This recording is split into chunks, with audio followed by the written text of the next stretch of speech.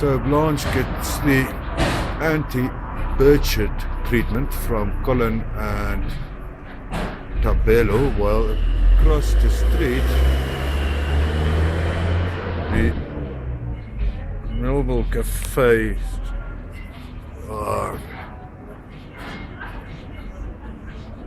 possessions are being loaded onto a truck to be sold on auction.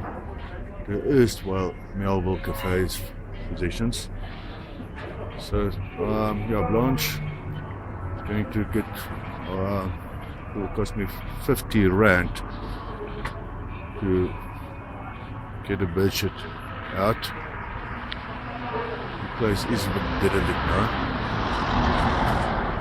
Yeah, this is what my street looks like on a Wednesday morning while I am waiting for the car to be washed.